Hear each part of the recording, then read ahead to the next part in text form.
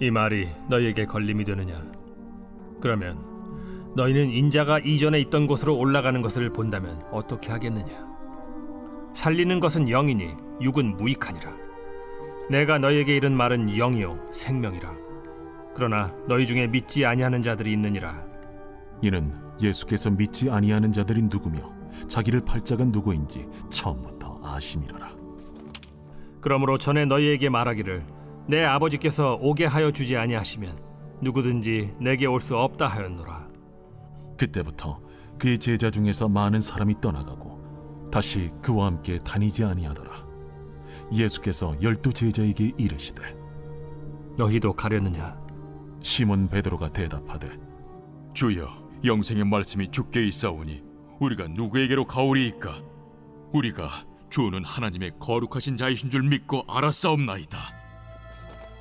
내가 너희 12를 택하지 아니하였느냐? 그러나 너희 중에 한 사람은 마귀니라.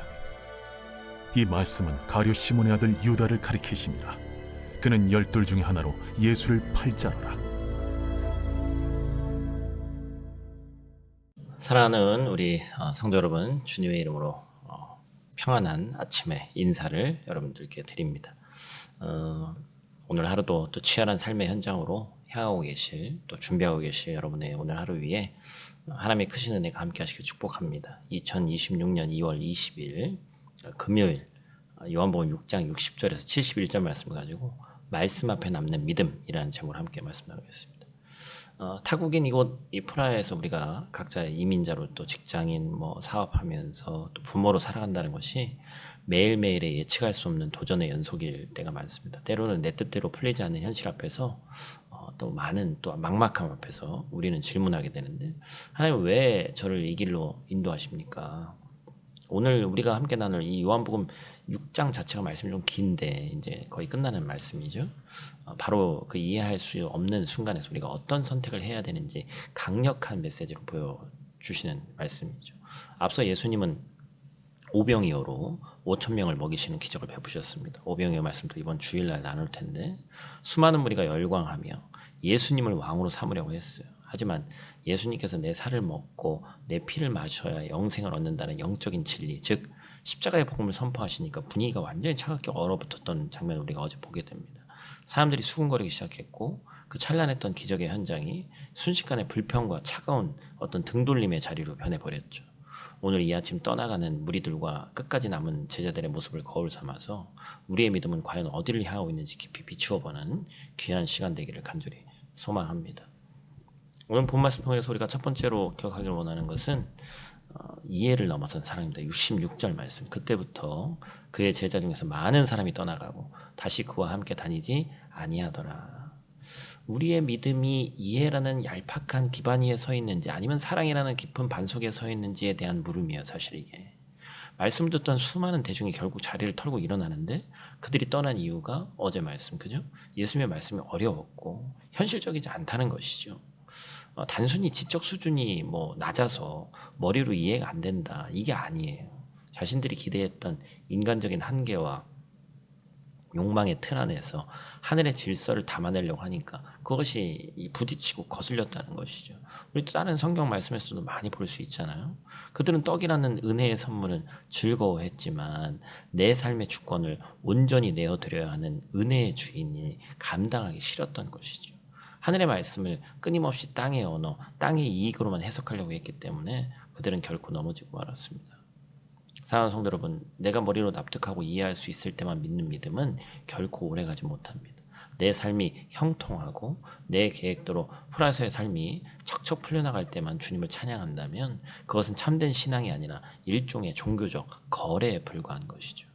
우리가 끝까지 주님 곁에 머물 수 있는 이유는 우리의 이해력이 뛰어나서가 아니라 사랑의 이해보다 훨씬 더 깊기 때문입니다. 어린 왕자에서 생텍쥐페리가 얘기했죠. 사랑은 서로 마주보는 것이 아니라 함께 같은 방향을 보는 것이다. 그죠? 주님과의 동행도 마찬가지입니다.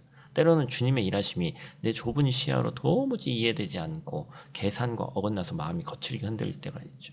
다 포기하고 도망치고 싶은 그 순간에 그럼에도 불구하고 다시 한번 주님이 걸어가신 그 방향을 향해 한 걸음 한 걸음 같이 내딛기로 선택하는 것, 그것이 바로 사랑의 신비이고 우리를 십자가 앞에 머물게 하는 힘인 줄로 믿습니다. 주님은 이해되지 않는 우리를 먼저 사랑하셔서, 또한 죄 가운데 있던 우리를 먼저 사랑하셔서 자기 생명을 아낌없이 주셨습니다. 그 맹렬한 사랑을 받은 자만이 이해의 한계를 뛰어넘어서 주님과 동행하는 여정을 포기하지 않는다라는 것입니다.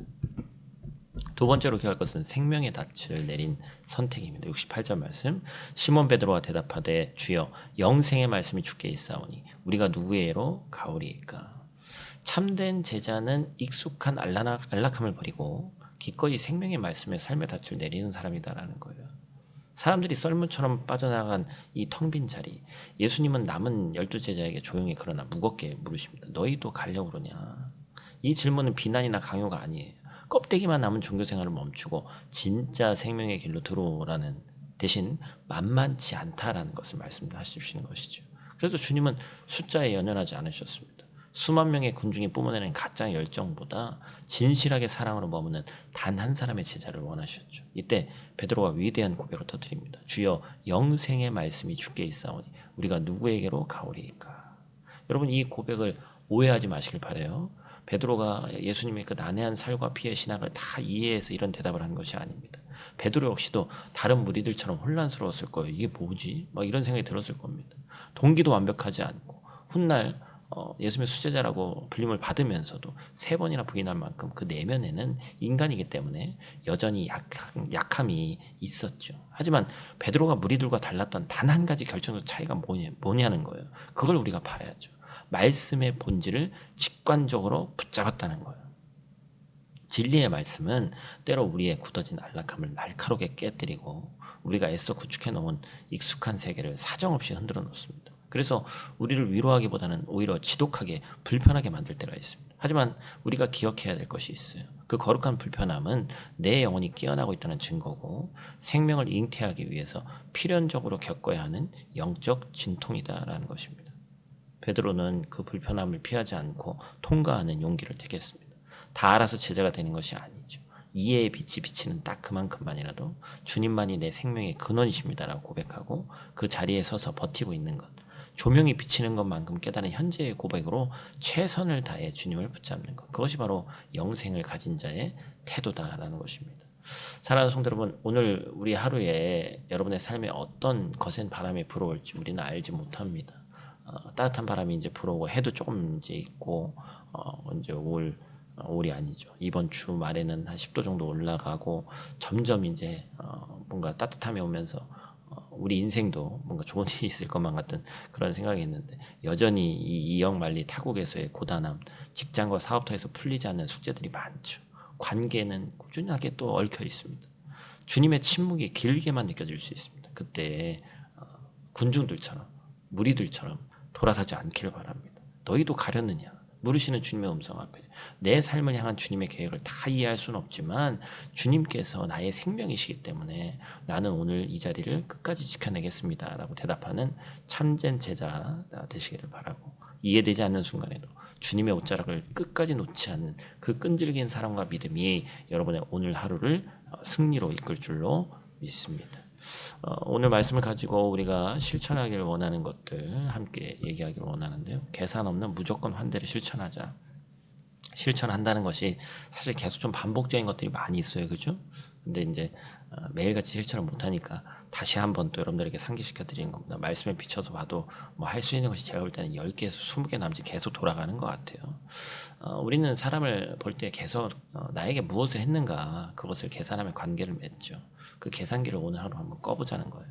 나에게 당장 아무런 이익을 주지 않는 사람들, 오랫동안 연락이 끊겼던 지인에게 먼저 다가가서 따뜻한 커피 한 잔을 건네거나 진심 어린 응원의 카톡을 보내시길 바랍니다. 조건 없이 나를 품어주신 예수님의 그 이해를 넘어선 사랑을 내 손끝으로 번역해내는 하루가 되시기를 간절히 축복합니다. 우리 다 같이 있는 자리에서 함께 기도하고 마치도록 하겠습니다.